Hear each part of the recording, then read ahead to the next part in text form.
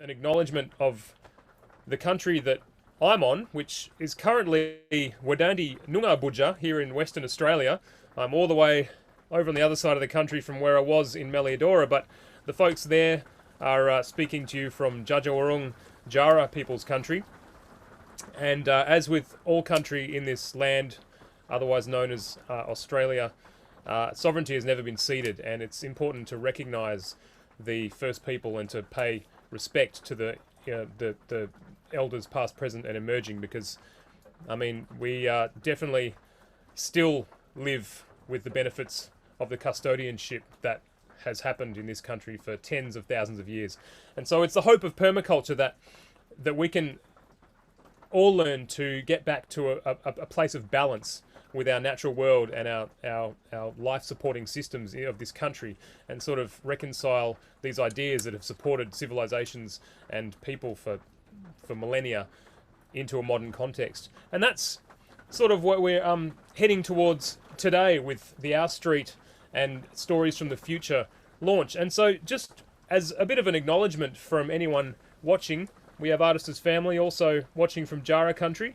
And if you know which country you're on, which Indigenous land you are currently residing on, feel free to put it in the chat and let us know where you're checking in from. It's just always a nice thing to acknowledge and to really kind of step into that connection to country that we're hoping to find. I'm going to play a little song to just kind of, wait for a few more people to trickle in. But I'd like to just do a bit of housekeeping for the beginning.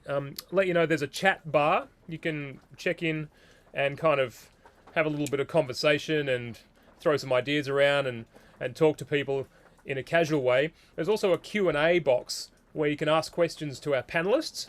And so if you want to ask David a question, or Beck or Brenna any questions, then you can submit that as an official question, and we'll go through them. We'll try and get them all answered by the end of the session. Today's session is pretty open-ended. We don't know how many of you are going to arrive, and I actually don't know how many of you are even on here. I can't see where to find that, but I'm just going to assume you're out there somewhere.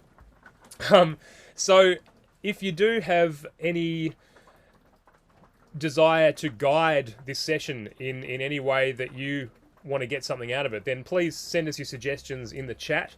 Obviously, I'm going to be playing a little bit of music. Got some permaculture tunes. Can send us your requests if you like. There can be a drawing lesson from Brenna. If there's any kids in the house who want to learn to draw, we have a permaculture illustrator who's very willing and able to share her talents. Or if you want to have a bit more of an adult discussion, there's, David Holmgren, co-originator of permaculture, to ask questions to, and permaculture designer and teacher Beck Lowe, who also has a vast body of knowledge around all things permaculture and specifically retro suburbia. So let us know where you're checking in from. We've got San Remo in Bunurong country, and we've got Wiradjuri country in Narm, otherwise known as Melbourne, Bunurong, Phillip Island, Ngunnawal in New South Wales.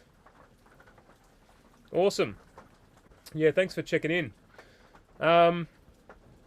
So just let us know, have a think about what you'd like to get out of this session. It's all about, I guess, imagining the kind of future we want to see, and Sustainable Living Festival is a fantastic opportunity to do that, to let our imaginations guide where we want us to go into the future. That's sort of where it all begins, and that's the premise behind the kids' book, Our Street, is to get the imaginations of the kids kind of activated and alive so that we can start creating the world we want to see. We've got Lena and the Kulin Nation. So already in my lifetime, I've seen a lot of changes in this area of the southwest of Western Australia, in Noongar country. I grew up in a small town just about an hour from here called Pemberton, and when I was growing up, that was a logging town, and pretty much everyone who lived in the town worked at the mill or supported the mill workers in some way. And there was, when I was in primary school, there was a huge statewide or even national debate about old growth logging, and it turned into this massively divisive issue. And there was a lot of you know, pretty heavy feelings flying around, and a lot of you know, accusations and things like that. And there were a lot of people protesting the logging of old growth forest, which was met with some resistance in a logging town of, you know, 50 odd years. But since then, there's been a lot of governmental policy change and a lot of change in ways of thinking about ecology and sustainability and what we need to do to ensure that we have a livable planet. And just last week, I was blessed to be invited to play a show in the Timber Heritage Park, which is in the town of Manjimup, and it's a museum on based on the history of logging in the region. But the event was a gig with John Butler and the Nomadics and a bunch of local musicians protesting the continuation of native logging in old growth forests and intact ecosystems. So it was kind of ironic but also heartening to see the change that had happened in my own hometown around the ideas of logging and ecological conservation. So that's just one little example of change, and I thought I'd start with this little song all about change. One thing's for certain, and that's that nothing's for certain. You never know what's around the bend. In whatever you're dealing, just accept what you're feeling. 'Cause there's no point in believing it will never end. 'Cause it's changing, constantly changing, in any situation. Well, the only thing that remains the same is change.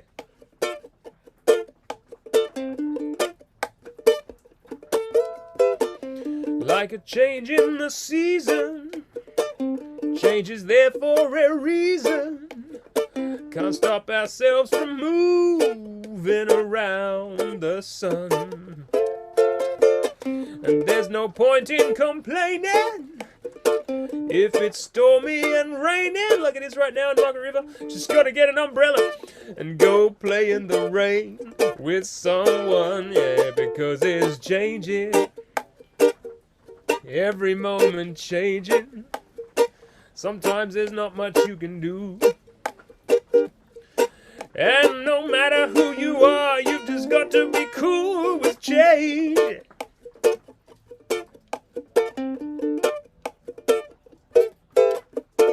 Well, change is there, make the most of it. Might as well use it for your benefit. Like when your food goes bad, compost it. And when there's no more planes, build a pirate ship and sail the seas. You can do as you please. Whoa. Oh, but only if you know you've got to improvise your way through change.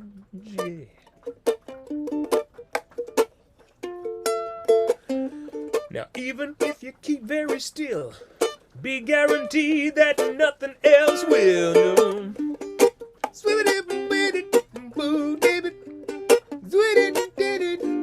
And if you just sit around wondering what to do and you don't make change, it will happen to you, yeah.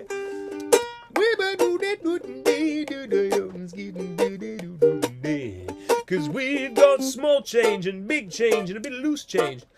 Slow change and fast change and a wind change. We've got sea change and tree change and climate change. You change and me change and a key change.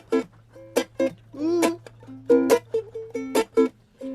Yeah, well that change is all the rage. Turn the page away from these strange, out of phase, deranged, crazy days. 'Cause it's about time we engage. Start rearranging our brains out of these old ways, behaving like we're insane. Gotta step out of your cages, worrying about your wages or the Asian stock exchanges. It's time to turn the pages. Don't be ashamed, don't wear the blame. Just drain the main vein of the pain. Take to the stages and become agents of change. Creatively use and respond to change. That is from our first album, Permaculture, a Rhymer's Manual. Now, it is my great pleasure to invite onto screen Brenna Quinlan, David Holmgren, and Beck Lowe of the Retro Suburbia team. How you going, guys? Hey, everybody. Hi.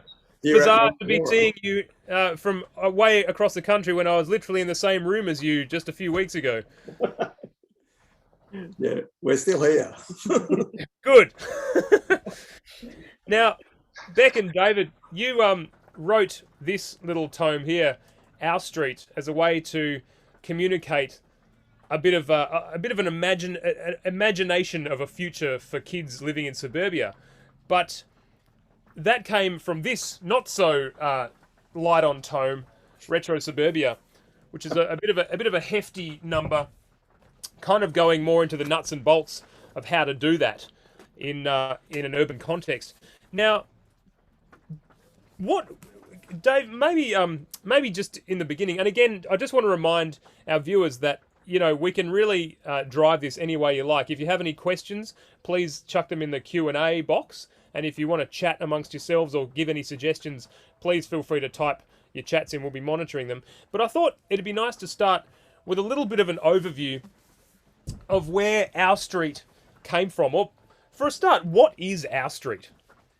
Oh, well, Beck, what's Our Street? Hi, everyone. And just to reiterate what Charlie said, it's quite a small audience, so we can make this whatever you want it to be for the next hour and a half. But we will start with just introducing our picture book, Our Street, that is basically a retelling of David's Aussie Street story that hopefully a lot of you will have seen. He and Sue have been on various tours around the place and presented this imagined world of the future, but also the history of suburbia. And in creating Aussie Street, we wanted to bring it to another audience, which is kids. So the obvious way to do that is in a picture book. So it's told in various different ways. There's a chapter in Retro Suburbia. There's the presentation that David's been giving in various iterations over, well over a decade now. And now we've got this kids book that does the same thing, that does a bit of history of suburbia, starts in the 50s, goes up to mid-2020s or late 2020s, and you can see the iterations of suburbia and how it changes over time, how the resilience of these houses waxes and wanes, and it's all told through the eyes of the children who live there. So it's a really accessible way to start bringing some of those concepts to life. Can you give us a little mini flip through? Can we see a couple of the kids in action in the book? Oh, yeah. Let's start off with who we got. I'll show you something really cool. So it goes through decade by decade, and each decade actually has like a bird's eye view of what's going on in that decade. So here we've got all sorts of things. There's a workshop there, a bit of a garage, there's veggies happening. These are the houses that were built in the 1950s. And these 4 houses in this fictitious street, Aussie Street, is what the book follows throughout the decades. So we can see this is in the 1950s, but by the let's say the 80s, let's have a look at what's changed. Oh, we'll go the 90s. Here we go. So the 90s was a very different decade. This is based on true story, my childhood. So we've got a bit of infill development here. They've popped another house in here. Pretty bare backyards, not many people gardening. A few big eucalypts getting planted in gardens. And then we can see as things start to change a bit further, and again, this is based on places that we've actually been to and seen. Here we go, when the permies start taking over and people start gardening. There's goats again, which we saw in the 50s, but they've made a comeback. People are putting extensions on their house, but also having more people live there. So there's sort of less people for the space. And you can see there's adaptations that it explains in the story, like solar panels, water tanks, the ability to make compost. So there's bigger pictures here, but you can go through and check through the eras, through the decades, how things change in these bird's eye views. Fantastic. So it's kind of introduction to permaculture design for kids. David, you co-originated permaculture in the 70s with Bill Mollison, and for those who aren't familiar, permaculture comes from the words permanent agriculture, but it's since come to mean permanent culture. And I'm just wondering how the evolution of your journey led to Our Street, or retro suburbia and the Aussie Street story, and then into this. Yeah, well, I mean, I suppose growing up in suburbia in Western Australia in the 50s and 60s, by the time my early environmental awareness as a teenager, I sort of came to view that way of life as probably the most wasteful, extravagant, environmentally damaging way of living that people had ever invented, even though most of that damage was indirect somewhere else. But by the 1990s, teaching on permaculture design courses, I was saying the suburbs of the 50s and 60s might be, to some degree, a model for a simpler, more engaged way of living, because we'd gone so far in the wrong direction. So although there was more environmental awareness, we'd lost a lot of the things of simple self-reliance, home economy, sharing, and especially, more people sharing more modest houses, and that we were building over and paving over everywhere, but it actually wasn't housing that many more people. The other thing that happened for me was this refocus that as the climate and resource crises were getting closer and more extreme, the idea of magically redesigning eco-cities and eco-communities was never going to be a big part of the future, that we would have to retrofit what we already had. And where most Australians live is suburbia. And it makes sense for how can we re-engage with that environment that people know to make that environment fit for purpose, and how that starts with people in their households. So my Aussie Street story was a toe in the water for me to start to play with storytelling, which was really alien for me, as a way of conveying some of these ideas. And that was a sort of an oral story with primitive PowerPoint slides. And then in working towards this great tome, Retro Suburbia, the manual, we thought, well, the Aussie Street story has got to be part of it. So we actually wrote it down for the first time. And that was, from the adult's perspective in each of the decades and everything. Sort of mentions the kids, obviously.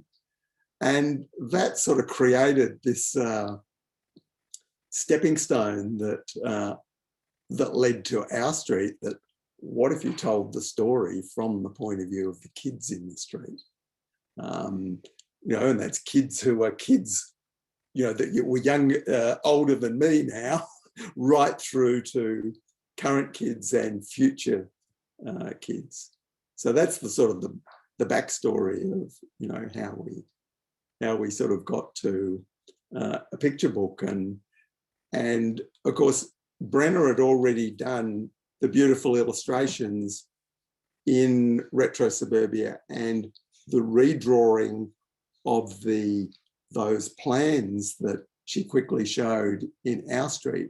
And I used then in a much more elaborate version of the presentation with sort of much more fancy graphics.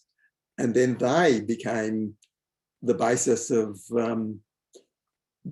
Beck taking on how does this work from the kids' point of view, and how to do something that's in keeping with that lineage of storytelling and prior publishing, but was its own story. And Beck, it's interesting. You've been teaching Retro Suburbia courses and sort of facilitating community engagement, and you too, Dave, since the publication of this book. And a lot of the stories in Our Street are based on the three of yours upbringings and the experiences that you've had in seeing suburbia change and become more resilient or less resilient. But I'm wondering, Beck or Dave, since the publication of Retro Suburbia, you know, we've seen a lot of changes in the world. I mean, last year obviously was probably the most change we've seen, and you know, if we go back less than a year, we saw the advent of pandemic gardeners and you know, things like that, and then you know, people not flying anymore, and really big things like this. But on a more kind of smaller, more local scale, what changes have you noticed happening even in the last few years that makes suburban living more resilient and kind of closer to this vision that you originally imagined? Just preface that for a minute and say this is the advantage of having people of totally different ages working on the same book, because we all have our special eras, and including Sue and other people who have helped us. And it's one of the things I think that characterised the production of the book, is that everyone knows their childhood era really well and spotted mistakes right through, apart from anything else, saying, oh no, you've got to have this, got to have that, it was that era. And we moved one date slightly and it put everything out with the reference to a video, for instance. So and I remember the debates about the stack hats of the 1980s. Yeah. By, you know, having to be yes, true to the exact memories of what was going on in each of those eras. Yes, the first iteration didn't have a stack hat, and every single Gen Xer who saw it said, where's the stack hat? Stack hat. Yeah, Brenna, you nailed the Furby. It was a big part of my life for a long time. Yeah. So in that sense, this is our actual real shared Australian history. You know, so there's a sort of a serious thing behind that, but to not just engage kids with what they can do and the possibilities, but to have a sense of their lineage of what's happened, you know, for older people when they were kids. That and I think one of the things for me in this book that we never had with the way the Aussie Street story, which literally started with the subdivision in the 50s, was this spread of these 6 diagrams without any text that actually chart the land use changes and the people changes from the Indigenous landscape through the pastoral phase, the degradation and regrowth of forest, the clearing for this site and it becoming apple orchards, and then the apple orchards being ripped out in the post-war era to build suburbia. So that was really important to be able to just give that picture of deeper time history beyond current living memory. And I think that was fantastic to have that. And of course, Brenna's ability to bring all of those things to life. Of course, it is a picture book, so there's a lot more drawing than there is actually words when it comes down to it. Should we get back to Charlie's question, though? Yeah. Sorry, Alice. Right. What was the question? About how suburbia has been changing over the last while since we've been teaching. And I mean, the thing that first struck me was it's not just about the capital city suburbs. I've been doing running a permaculture course in the country town of Castlemaine for 12, 13, 14 years now. And it's interesting. A lot of people coming along just do live in small, you know, suburban houses within that township. So when we're talking retro suburbia, it's not just about the capital cities. But I think it became clear to us at the process of writing, particularly, you know, to do this cover shoot and go down to Hibby Farm in the Hood and see retro suburbia actually happening. You know, the book hasn't even come out and they're doing exactly what we've been talking about. It was really inspiring. Yeah, so a lot of these things are actually what's built into the story is actually tracking what people have been doing in recent times, because I think a lot of people learnt from the Back to the Land movement that maybe moving to the country, you know, to rural properties and especially remote rural properties might not be the best strategy for them. When we moved to this small country town, one of the things I've always said is that we moved in town because we didn't want to be in the chauffeuring business with kids driving huge distances to do whatever. And that ability to have social connection in places that are at that suburban density, I think has actually been revived amazingly during the pandemic, because all of these dormitory suburbs where people were absent have been re-engaged, people on the street connecting to each other. So again, it's actually sometimes crisis and challenge and change that brings about some of those things that we've been talking about. I like what you said, Charlie, about how permaculture began as permanent agriculture and has now morphed into permanent culture. And in the permaculture design courses that I've been involved with, almost all of the people that come along as learners for those 2 weeks are there because they want to do something with where they're at. They don't necessarily have the means to buy a place in the country. The tree change movement has sort of been and gone in a lot of ways. And so people now, particularly young people, are looking for things that are more about behavior. And this book is, I mean, really fantastic. A whole third of its pages are about behavioral adaptation. So how can we live a more regenerative life just by changing our habits? And Our Street is definitely an exploration of that as well. Yeah, cool. Thanks, guys. Just want to let people know, if we've had a few extras filter in, that feel free to ask questions or leave some comments in the chat. Talk amongst yourselves. It's all good. But yeah, if you have any questions for Brenna, David, or Beck, we'll be answering them in the Q&A. And David, there's just been a question come through from Bernie, who's obviously read your Future Scenarios book, which predates Retro Suburbia. But back in the mid 2000s, you kind of cemented yourself as something of a futurist in creating these scenarios or envisioning which direction we might be headed in if we go down certain tracks. And so Bernie, maybe you want to explain a little bit more about that, but Bernie's asking, where do you see us, where do you think we might be up to in the context of future scenarios with this work? Well, I suppose back in, I think about 2013, I wrote an essay, Welcome to the Brown Tech Future, which was one of my 4 energy descent scenarios.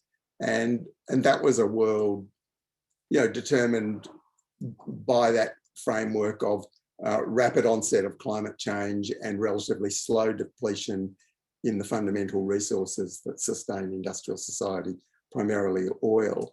And then a whole lot of characteristics would come from that include a lot of crises that sort of unfold quite rapidly. And I think we're well into that period, and the pandemic has pretty much sort of cemented that. Certainly the climate evidence has sort of been on the dark end of the spectrum and sort of continues to be, so it fits that model. But then some of the social and larger dynamics also fit that, where governments have rediscovered that, they're the government. They can't leave everything to the market. And so the pandemic has sort of brought that back, rather than, the market will solve all those things. So that's got both good and bad aspects to it. But you start to see governments starting to do things, with strong force, and people are sort of caught in the crossfire or saying, yeah, well, that's necessary, and aligning with that. So that provides a context where increasingly people have to choose sometimes between the reliability and support of government-backed systems, whether it's for bushfire protection and those sorts of things, or that they have to be more self-reliant. And there's a tension between these two, because it's actually in the interests of the system for people to be more self-reliant, less demand for government and everything to provide, but also the system doesn't work unless people are dependent. So the system is sort of pulling in opposite directions. And so Retro Suburbia, Our Street, all of these things are really focused on the people who will tend to choose more, we've got to look after ourselves collectively and not be so dependent on government and corporations for doing things. And I think we're further down that track, you know, for both better and worse. But the details of how that's sort of unfolded, you know, with the details of the pandemic, I think I mentioned pandemics as a sort of a three-line mention in future scenarios. So, you know, it's one of the things that we knew was around as one of the, you know, unfolding crises, but it's actually all part of that big picture. And again, there's some good things that can come as a result of that, but there's also things that you can't change, or that they become greater challenges for us.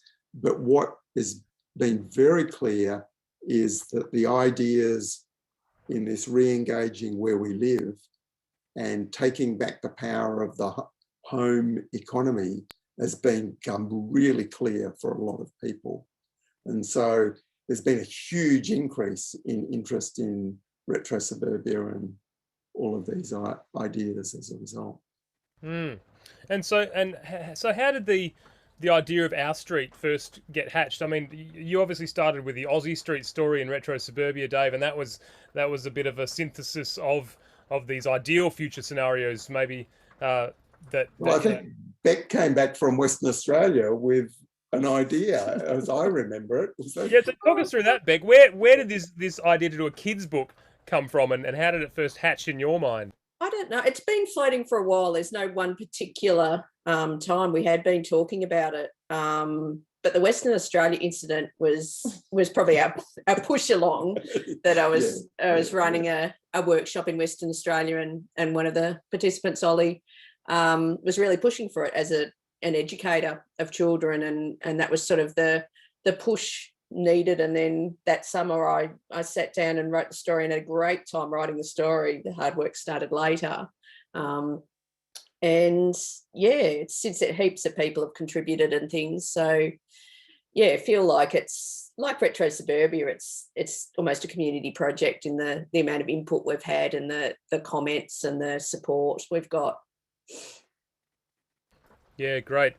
And so again, just putting it out there to you folks, if you want to ask some questions, please do it in the Q&A. We're checking the chat as well, but we can actually fling it on as an official question if you want to ask Brenna, David, or Beck anything. I like Bernie's quite nerdy questions. They're great. Yeah, good on you, Bernie. Keep them coming. And so just drawing a bit more on that, Beck, why a picture book? Why a story? I mean, obviously the power of story is something that's pretty, got a lot of potential. And with Brenna's illustrations, really bringing that story alive. What's the role of the kids' picture book in your mind? Why did you go down that road? Well, partly, I mean, the obvious thing, I guess, is to engage kids and tell a story in another way. I mean, it's part of my upbringing, really. I had a parent who was member of the Children's Book Council of Australia, and who actually judged Children's Book of the Year awards, and I never thought I'd go down that path, but here I am. We all become our mothers in the end. Yeah, but also the other thing, that experience of, bringing up a son and not seeing yourself in print, and that's really come out since it's been published. Quite a few people saying, oh, it's great to see our lives in print, and, legitimise that to our kids. There was one Jackie French book I remember reading to my son, and just seeing his face when he said, oh, that's like us. And he'd never had that just like us moment before, because so many books are so conventional and the stories are great, but, you haven't got a composting toilet in there. You haven't got your own food. I get that response from a lot of kids when I play the Dad's Dunny song. Yeah. Yeah, and it's it's really valuable, I think, for families to have something like that, that they can discuss these issues with kids, and kids can see themselves in these streets, and maybe even push their parents along a bit. I mean, they're the ones with the flexible minds, not the parents. I mean, there's lots of parents doing great things, but it's the kids who are open to ideas, and hopefully, you know, asking the parents, why can't we put a gate between the houses, or why do we have to have a fence between me and Jenny next door, or, you know, all these ideas that, you know, some of us, you know, of our age tend to be on this narrow path of, you know, we don't do that. Or it's up to the kids to say, okay, why not? Can't we? What can I take responsibility for here? Yeah, it's encouraging the imagination. I mean, kids naturally have an imagination anyway, but sort of just guiding it in this way that can lead to sort of, you know, questioning the things we take for granted in the status quo to a more permaculture context, I think is a really powerful thing. And Brenna, your drawings do that so beautifully. You're pretty well known around the internet and Instagram for your synthesis of complex concepts in an accessible way, and it really helps people to imagine a different kind of world. And you know, one of your drawings that I think went ballistic was about the new COVID normal. You know, where we've got the pre-pandemic world, we've got COVID where everything stops, and then what's the new normal going to look like? And I think that really helped people to imagine a future that was vastly different from this one, but that also led to somewhere hopeful. And so I want to know what you think the role of imagination is in creating a better world, or this world that we want to see. There's a really excellent book by Rob Hopkins about this. It's his latest book, exploring, you know, the idea that we can't bring something about unless we've imagined it first. And it's the revolutionaries that were the ones who imagined that things would be different, that women would have a vote, that there'd be more equality in the world between races, although we're not quite there yet. But we've made huge leaps and strides in so many different issues, in wildlife conservation, and, you know, especially now we're in such a tumultuous time. I say it's just such an exciting time to be alive. And that's because people are imagining things, and we're also standing on the shoulders of those who imagined a different possibility before us. So when it comes to picture books, I mean, think back to your childhood. We all have a list of our favorite picture books in our minds, and they kind of make your heart sing. It's kind of like a warm place when you think of those, and they're part of what we're made of. These are the stories that our morals are built on. This is how our family came together to speak about certain issues, about, you know, there are books about loss and death. There are books about excitement and creativity. There are books about being different and not quite fitting in. And so all of these are really important lessons. And that is the power of the picture book.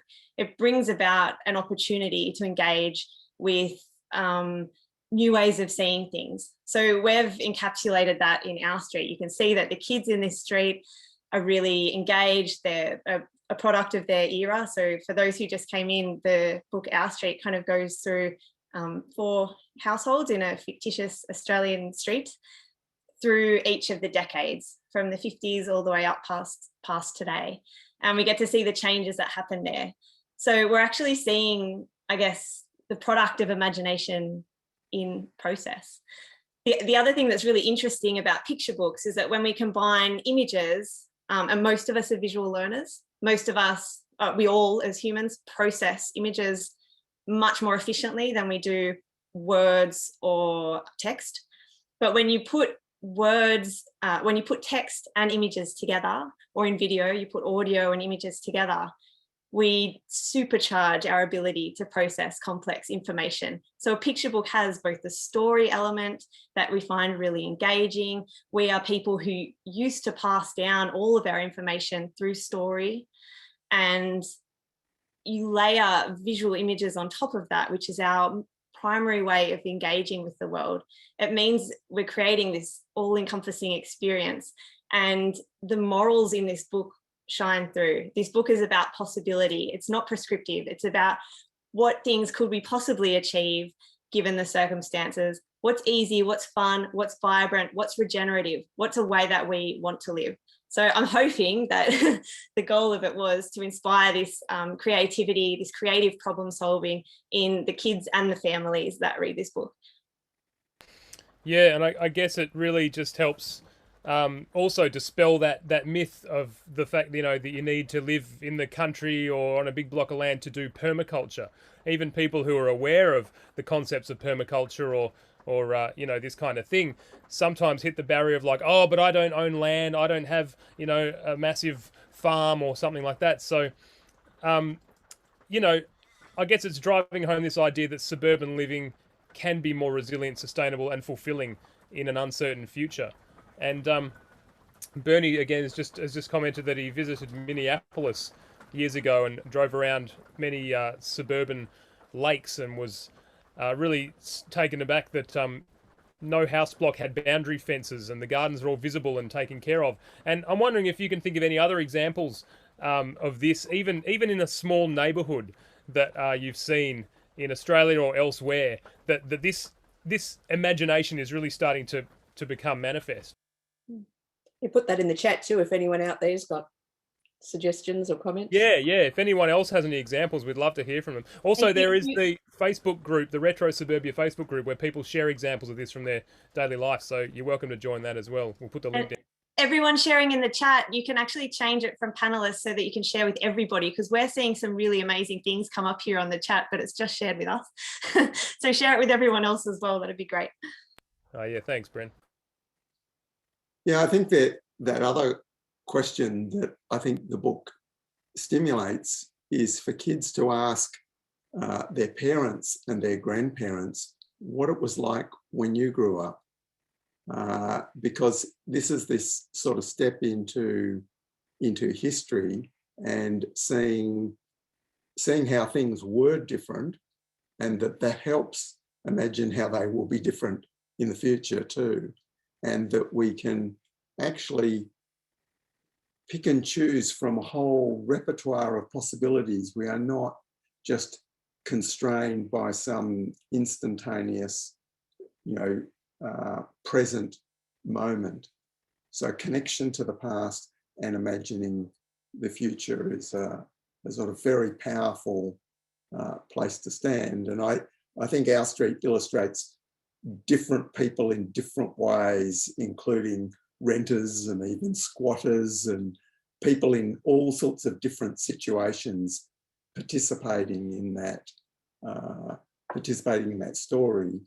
So that opening of possibility that we can make this happen here ourselves. So yeah, there is a bit of a subversive boost too, to kids saying, hey, why can't we do that, as Beck was saying? But we've found, the book is targeted to the 8 to 12-year-old sort of language, but reading it to very young children, parents have said there's, amazing things and responses from very young kids as well. In response to what Bernie was asking about other places that have sort of done this Our Street retro suburbia type transformation, on the Retro Suburbia website, retrosuburbia.com, there's actually a whole bunch of case studies, and some of our friends have the pull down the fence ethos at their place. Ecoburbia out in WA is one of a really fantastic example. They've got 5 households living there in what used to be a 1 household house, and they've retrofitted it to accommodate all those different people and create community. And here where we are as well, there are 3 different households on this block of land with no fences in between. So there are loads of examples. Check out the case studies on Retro Suburbia for a bit of inspiration. And just quickly, before we go to a bit of a song, we might have a little bit of a break in a second, and we'll play a bit of a clip of the band Formidable Vegetable playing the Our Street theme song, which we've got coming out on our new album soon. But David, the publisher that you run from there, Meliodora, publishes a lot of non-fiction books, but more recently you've published a cli-fi or a climate fiction novel and now a kids book. Do you, as a publisher, set out to diversify the publishing titles, or is it just the right books come along? Well, I think we're aiming to help fill missing links in people's permaculture journey, and some of that journey is clearly with fiction, with imagination, and certainly 470 as a climate change science fiction novel is a ripper of a read. And in some ways, Our Street is this great doorway into imagining, not just for children, but in some way for adults, how stimulating the imagination. And so that has been part of that shift that started for me with the storytelling of Aussie Street as a presentation, and that there are all these complementarities between different type of publications that help people in that journey to be more self-reliant, more abundant, more sharing, and more being able to make the world they want now, rather than feeling disempowered by what's happening in the world. So I think fiction is a really big part of that. So it is a new journey in that sense, the publishing of these first two books that are fiction. There's a principle about diversity, I think. I think it's, from permaculture teaching, you just realise everyone's got their own ways of learning. And I mean, even something like retrospect, it's huge, but there's lots of pictures in there, so it's hopefully not too overwhelming, but other people will, get more out of some of those really intense intellectual articles of David's. Others will be flipping through Retro Suburbia. Some might be, the casual chats on the Retro Suburbia community Facebook page. And I think, Meliodora Publishing having that range of titles really helps to, pull as many people in and, give as many tools as possible to people, when different things work for different people. And there's no point catering to only one type of person. Yeah, well, it's definitely the use and value diversity principle in practice. I mean, I know we, with Formidable Vegetable, we use music as a way to communicate these concepts, and that's, I've found, a really powerful tool for getting right to the heart of, that emotional side, and there's all different angles that we can take. So I just think it's fantastic that, kids now have an angle to get into permaculture and, neighborhood, community, suburban resilience, and things that are really going to benefit their lives down the track.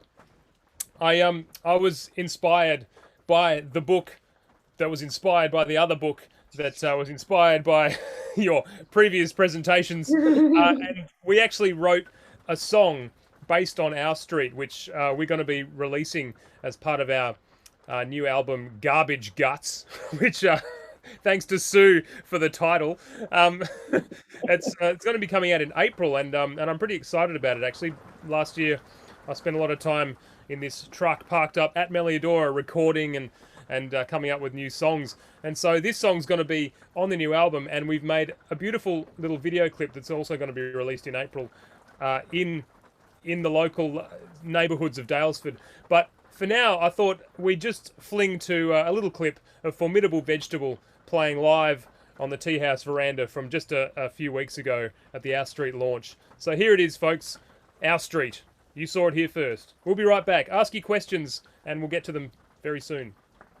Hi! Who are you? I'm Mel Webb. Oh. He's getting into the rural vibe. The rural vibe. The rural vibe. And who are you? Oh, I'm Kylie Morgan. Ah, hello, and I'm Charlie McGee. And together we are Formidable Vegetable. Together at last, Yay! here at Meliodora for the Our Street launch. Yay!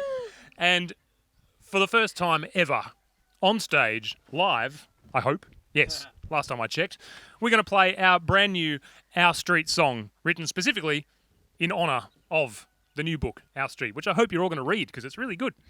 So here it is, Our Street. 1, 2, 3, 4.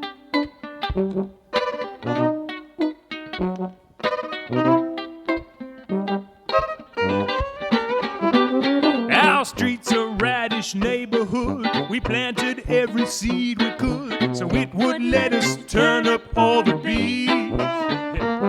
We sent our roots deep underground, and new ideas bloomed all around. We're all digging, living on our street, where the goats and chickens, bees and birds, and fruit grown on the trees. We're not perfect, but we do have everything we need. Milk and honey all right here, growing on our street.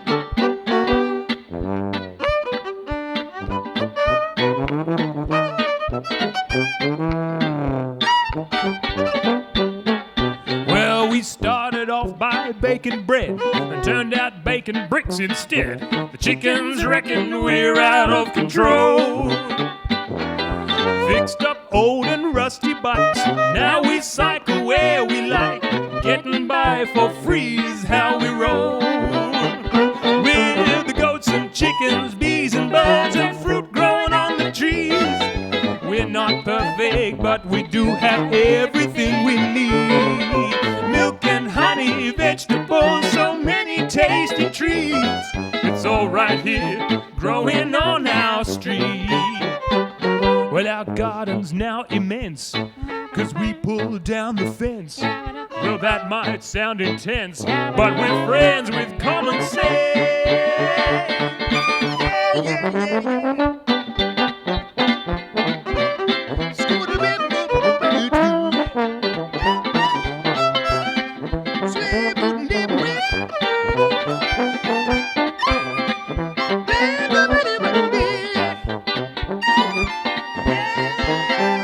Well, there's goats and chickens, bees and birds and fruit growing on the trees.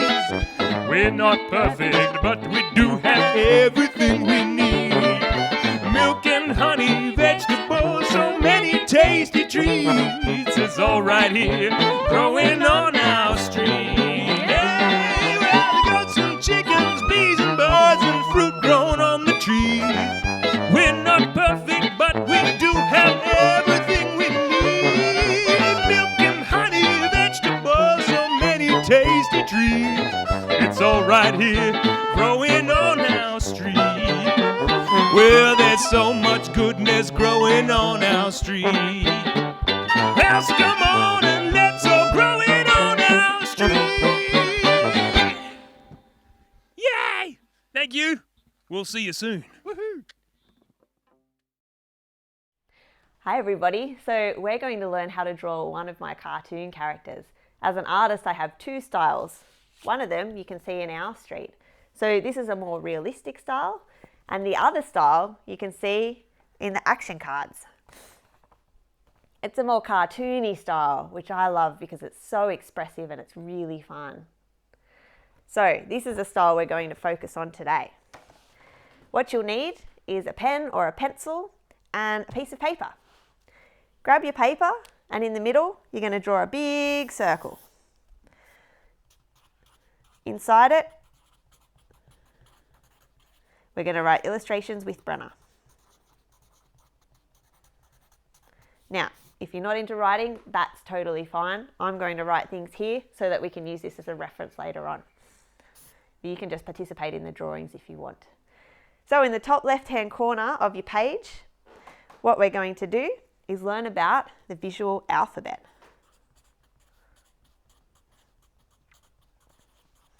This is just a fancy way of saying there are certain shapes and symbols that can help us out, like letters, that when we put together to make words, we can put these shapes and symbols together to make images. So what am I talking about?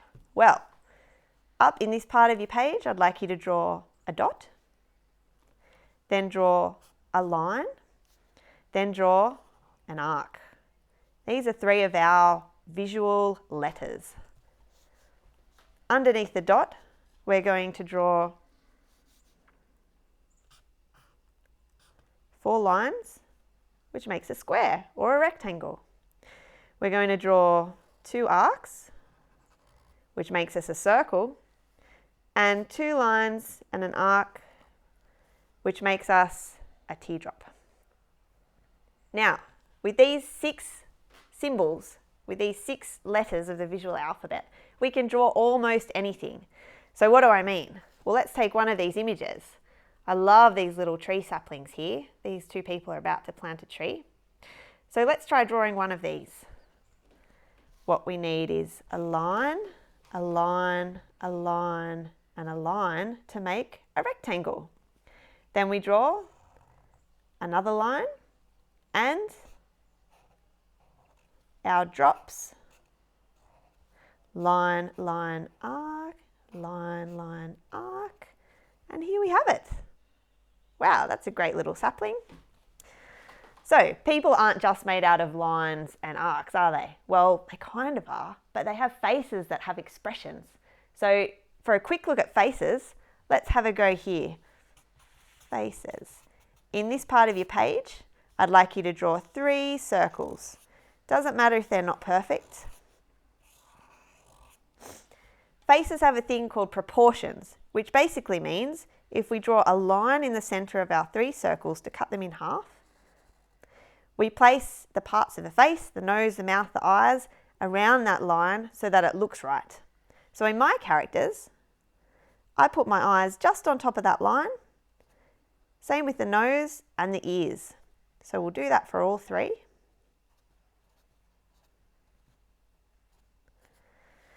And then these people are missing something, aren't they?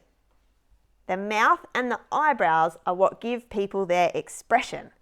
So with these last elements, we can play around. Let's do some eyebrows that are going up and a mouth that's an arc, a bit like a smile. All right. What if we do our eyebrows the other way around? So a line, line going down and an arc upside down. Ooh, they're looking a bit grumpy. How about with this third one, we do line, line and a dot. Ooh, pensive. So with our simple visual alphabet, we can create so many different expressions. I'll do some lines at the top for hair, some wavy lines here for this person, and some arcs for this person. That's pretty punk, I love that. Cool. So let's combine our visual alphabet and our faces into a character. We've got our characters here. We're going to draw a circle. And you can draw this in pencil and go over it in pen later on when you're getting a bit more confident. We're going to draw line, line, line, line to make a rectangle, and circle, circle for the feet. Underneath we're going to draw the ground. It's always important to have a line for the ground or our character would be floating. And then I would like my character to be looking up like this. So the line that divides the face is going to be slanted. 1, 2, dots for the eyes, and I'll do a big arc for the mouth. Then for arms, 1 line and a dot, 1 line and a dot. And if you want to make them a bit more expressive, like I have in my characters, draw a second line to make them look like a triangle. A line across for a belt or a shirt. And then line, line, line, line for hair. So you can see how we get from our visual alphabet through to expressive faces, and we can make a character. I hope this has given you a few ideas for how to make your own characters, play around with it, add colours, use ears, use noses or not, and find out what works for you. Thanks for coming along. Thanks, Brenna. That was just a little clip from the Aussie Street launch a few weeks back, and before that we had Formidable Vegetable playing the Aussie Street song. So just to give you a little bit of an example of the many faceted multimedia opportunities of permaculture, and I think, David, it's a great indication that that permaculture is really a viable idea. You know, when it starts permeating the culture, which obviously is where Bren and I kind of find our niche. Well, I mean, those 2 examples of, just seeing the behind the nuts and bolts of how incredibly expressive characters emerge from really simple line construction, as Brenna was saying, the visual alphabet, and the incredible musical outpouring that you've done in relation to permaculture over the years, culminating with, now an Our Street song, and so much music that you focus on kids and that connection that really brings the nuts and bolts and the joy of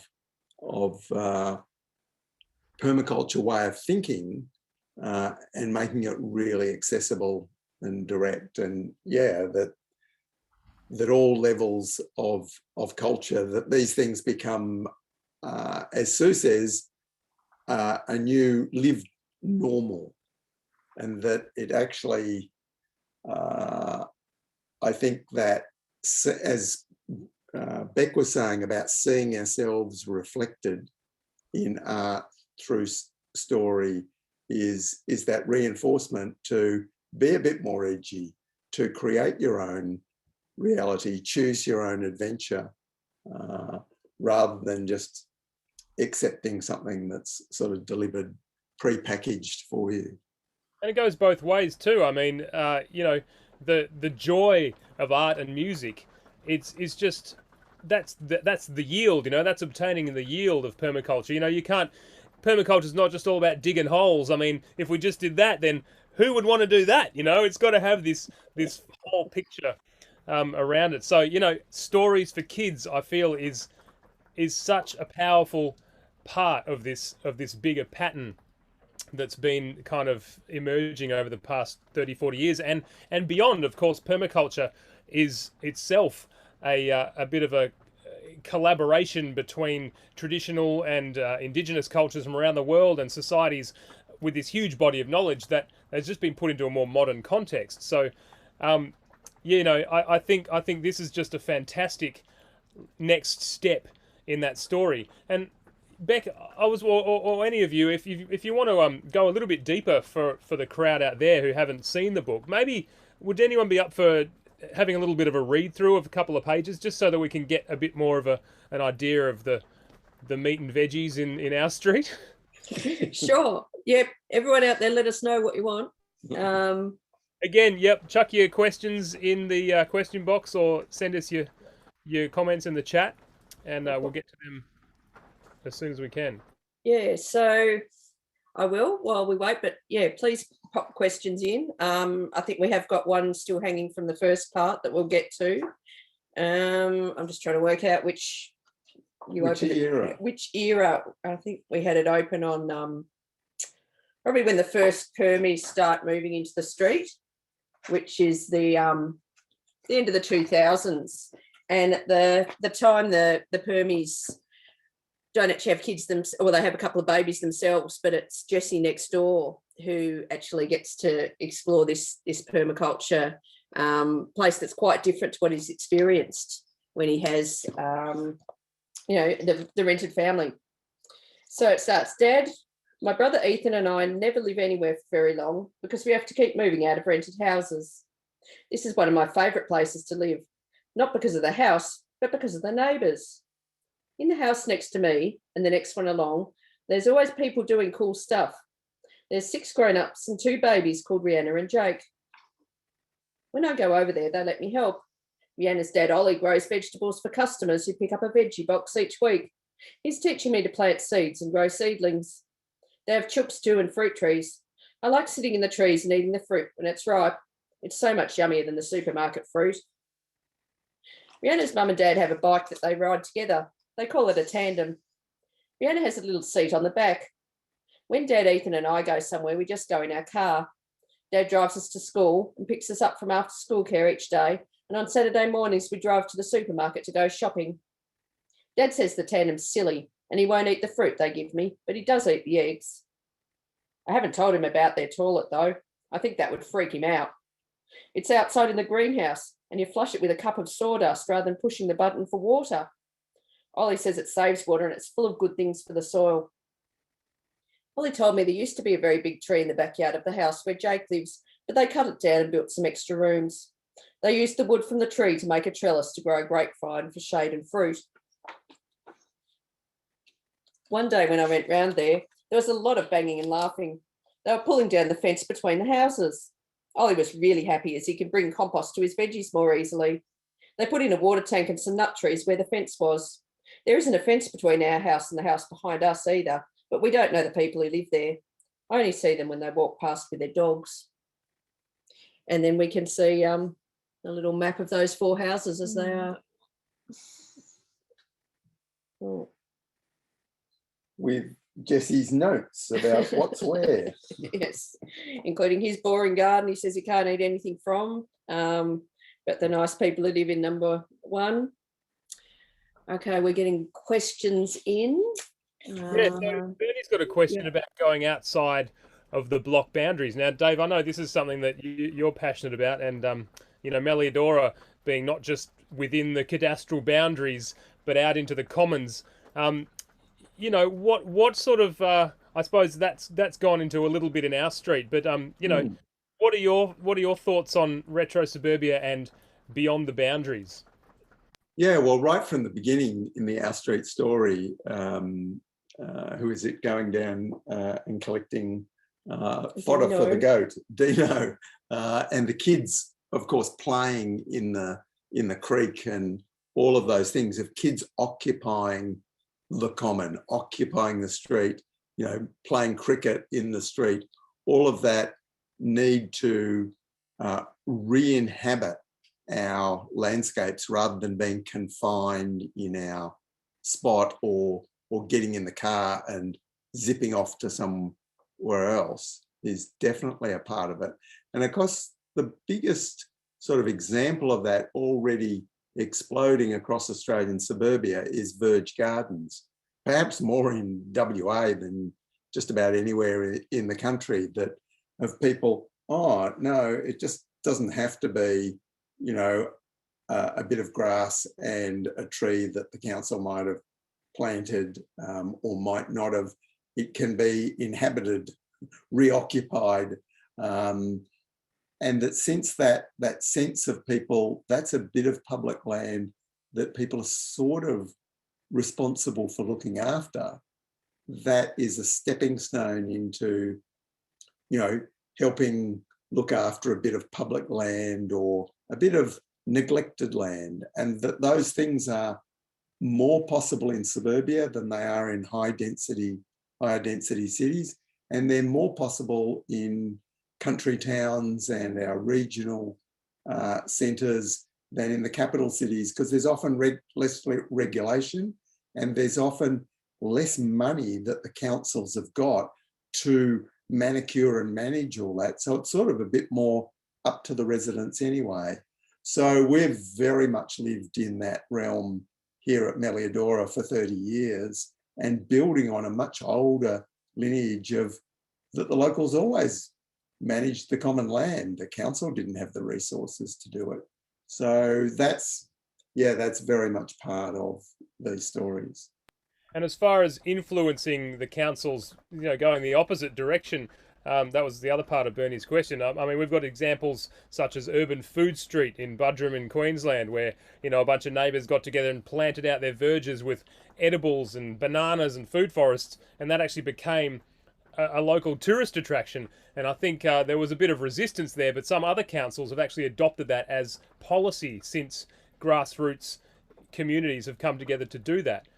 So it's that doing that without asking permission that can sometimes create some blowback or problems, but it's also the mechanism by which those things become normalised, or at least a model that then guidelines or regulations supporting that. And that's, of course, how Verge Gardens took off, people just doing it. So that encouragement to get the social license from neighbours, but not necessarily the legal license to do things, has been part of my presentations at council-sponsored and funded events around the country. And it's been one of those issues that comes up all the time. What am I allowed to do?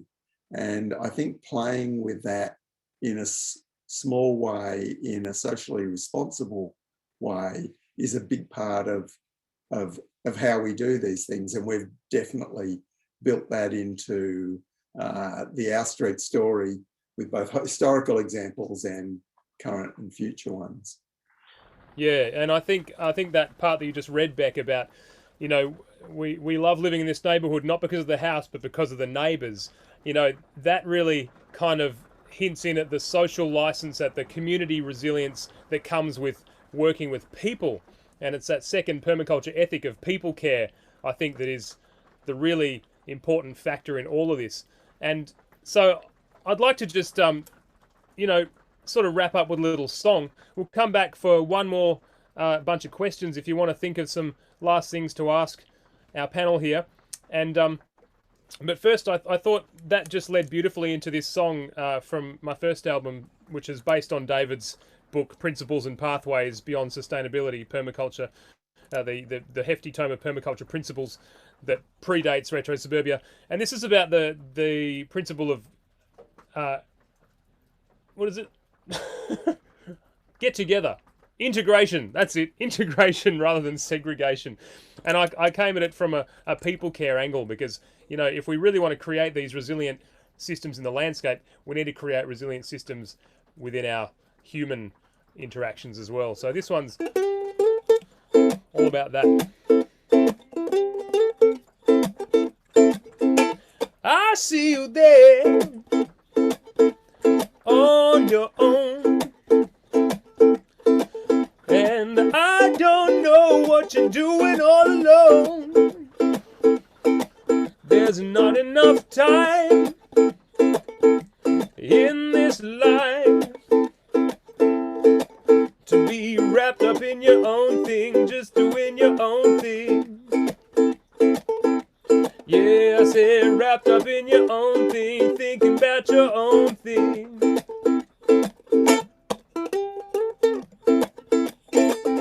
Well, I've got an idea of some things to do,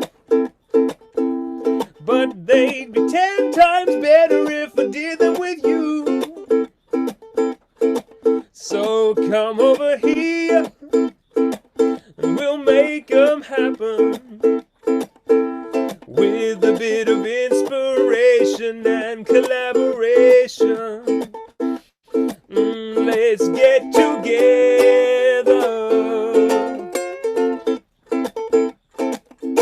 Well, all my people in the neighborhood, well, we've lived here so long, what's going on? Don't even know your names or what you do. But with a little bit of effort, we can make community.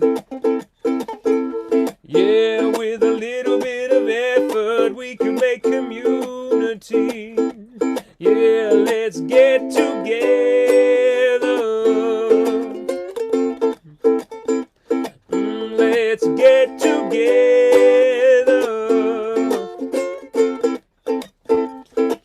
Oh yeah, because one and one has more than two functions. We gotta make the connections, shed the illusion of separation.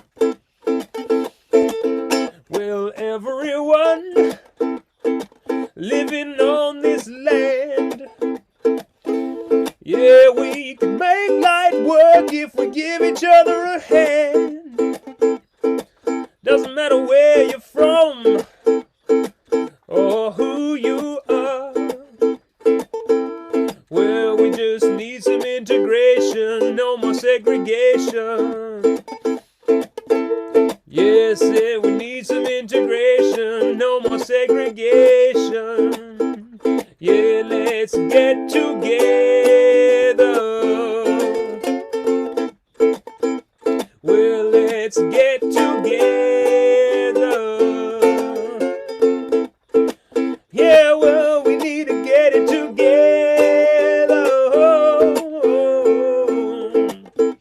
Let's get together.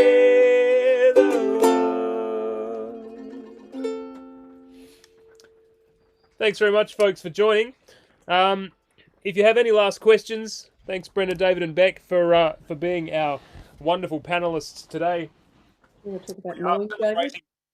Oh, yeah. There's a question about mowing there. How to stop mowing machinery, fossil fuels, and damage to soils. I think that was in relation to the council question. How can we sort of take ownership of the commons to stop this sort of spraying and and damage to the commons. Well, Interesting question.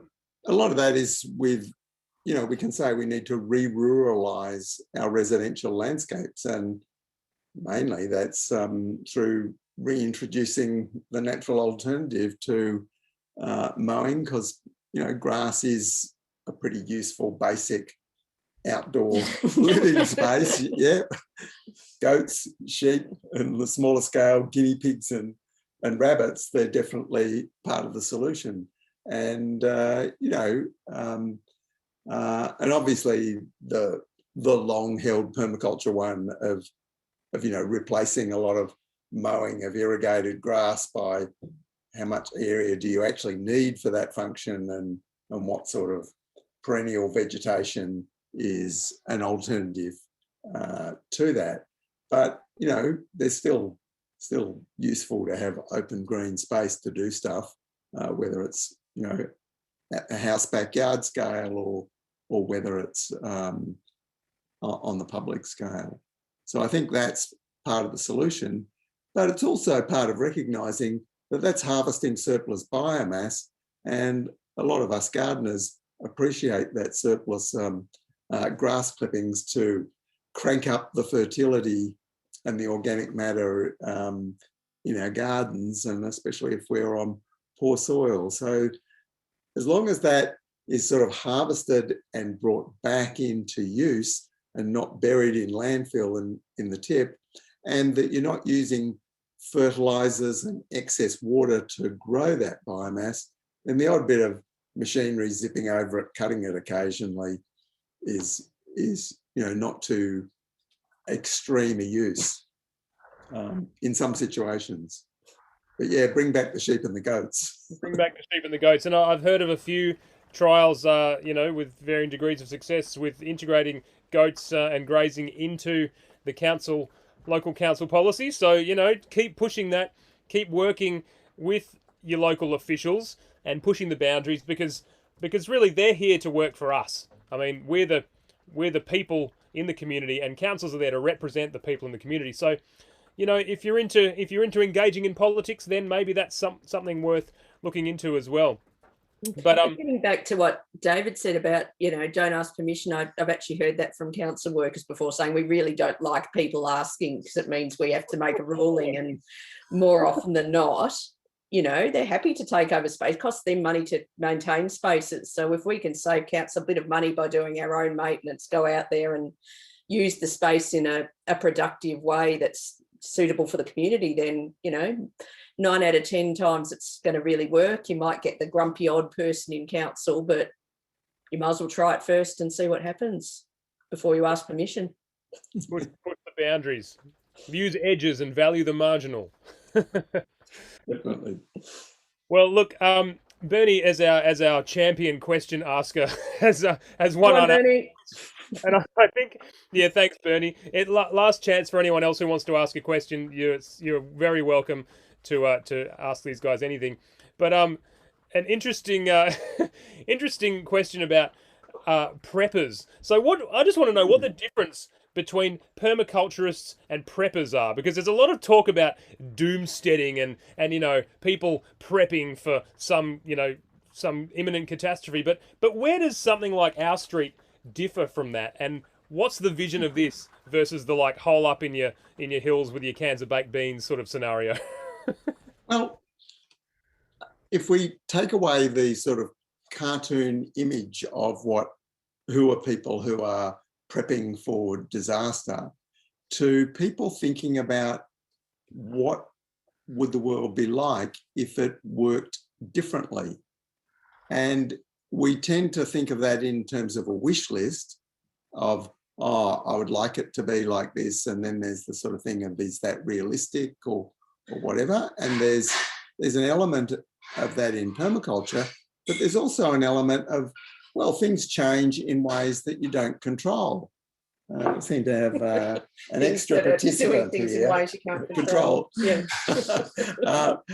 So that thinking through those things and being prepared is actually sensible, logical thing. So that element of the preppers is always been there in permaculture, thinking about, oh, how would the water supply work if the power went off? Or, what happens if there's a bushfire? So if we look at natural disasters and we look at the official information of what householders should be doing if they're responsible, we would actually find that the authorities are saying everyone should be some form of preppers.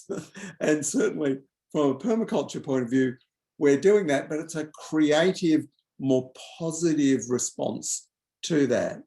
And I think it's about living that as a daily thing and a part of a normal life, rather than having it in your back pocket for when the world changes. So we act as though the world has changed, and that those changes are both positive and negative, but that flexibility that comes with that is really important, and that adaptability. It's the difference between, the toilet paper wars at the beginning of the pandemic and living at Meliadora, where there is an abundance of bulk foods that are just there as part of the system of the place. So not needing to rush out to the supermarket to hoard all that you need for the next few months. And yeah, I see what you mean. It's about the system being already prepared for something that is, more or less likely to occur. Thanks for that, And Dave. enjoying the journey. I mean, that's the other thing I see about preppers. It's just so negative sense of the world, whereas Retro Suburbia, our street's all about, hey, this is a great way to live, and we're having more fun, and we're being more resilient, and we're more connected to the people around us. And, we do more interesting things, like the bit I read about Jesse saying, this world that he hasn't experienced before, and it's really good fun. They let him help, and he gets to plant veggies and play with the chooks and look after babies and things. I mean, we're humans. That's what we do. Yeah, We're not made to go away and work and, come back and spend a couple of hours with the family. We should embrace life and, clutch it with both hands. Yeah, like the quote, I don't want to join your revolution if I can't dance. Look, thanks so much, folks, for joining us. I think we have 5 minutes to go. Bernie again says, I've got a B-Day accessory, no more need for toilet paper. Yep, I've got a little YouTube video on that.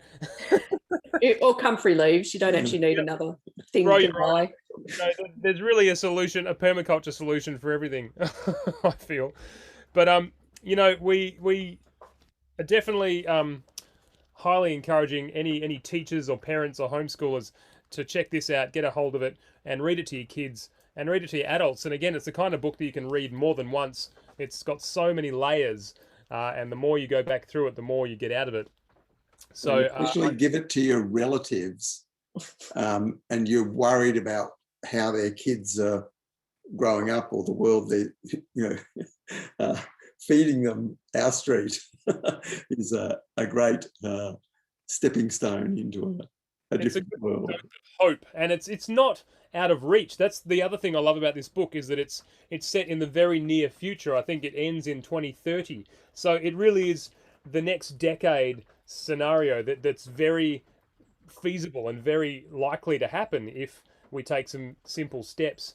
And so, I think anyone needing a good dose of hope, which I'd say is quite a lot of people at this point in time, highly encourage you to check out Our Street. And, if you want to get more into the nuts and bolts and the nitty gritty, this one is an invaluable resource for anyone living in an urban or peri-urban setting. And they're all available at the Meliadora bookshop, which Carly's just posted in the comments. And Brenna and my work as well, if, bringing the arts and music into it. Brenna's been illustrating these beautiful teaching cards, which are based on David's permaculture principles, using illustrations and games and some lyrics and rhymes to sort of use as a creative teaching tool. So we're experimenting, with all kinds of things to not just bring about that sense of hope, but also create like a practical toolkit which can lead to people making on the ground change. And so, all of that is just a few little pieces you can check out and give to your rellies for their birthday, or for any other sort of celebration. But is there anything else that you wanted to say before we bid the Sustainable Living Festival adieu for 2021? I guess on the topic quickly of education, there's actually some activities in the back of the Our Street book for kids, and the website is the next part of this project. So over the next year, you'll see more things coming up on there to make it a bit more accessible for educators, because we want to make their job easier. They're the ones hanging out with the people of the future. So, and if educators would like to get in touch about what they want on that website, we're totally open to that as well. Great. Cool. And just on a last plug note, if anybody wants to dance the revolution of permaculture, you can have a look at Formidable Vegetable, and you don't have to have a vinyl record player to play it, but if you have one, there's always. I'll put the link down the bottom. We've got some new music coming out very soon, and it's exciting times for everyone at this point in time, I think, and it just feels like a real sweet spot to be part of the permaculture community, which is, of course, a global community of people in every country in the world, in local groups, but also as a larger group working towards this kind of thing. So I just want to thank you, Brenna, David, and Beck, so much for the work that you do in just relentlessly chugging along, creating the world that we want to see. It takes a lot of gumption to keep doing that in this world where we're constantly hammered by the negatives and the problems. So thank you so much for joining us, and thanks to the Sustainable Living Festival for hosting this panel. Where can we see you / your work next? Is there anything you'd like to tell people about that's coming up, or should we just leave it there? I'll also be on the co-housing Sustainable Living Festival panel, I think in a bit over a week's time, talking about the retro suburbia concept and a lot of these things we've been touching on, but in a different context of Co-Housing Australia is hosting. If you sign up to the Retro Suburbia newsletter, that gives you a pretty good idea of what's coming up and events we might be at, and other useful, interesting things. And for more info on kids, permaculture and sustainability education, head to the Grow Do It Permaculture Educators Facebook group. It's a really vibrant community of educators as well. Cool. Great. And thanks for turning up, everyone. Thank you. Thanks, Charlie, for hosting. Yeah, Thanks, Charlie. and Carly. Our Street. And for anyone who happens to be in Western Australia, live gigs are still a thing, so I'll see you at Nanup Festival in a couple of weeks. Yes. With Brenna Quinlan doing a permaculture workshop, but we'll wait and see what the world does. Thanks a bunch, guys. Appreciate all of your questions and answers, and thanks again to our panel. We'll catch you next time.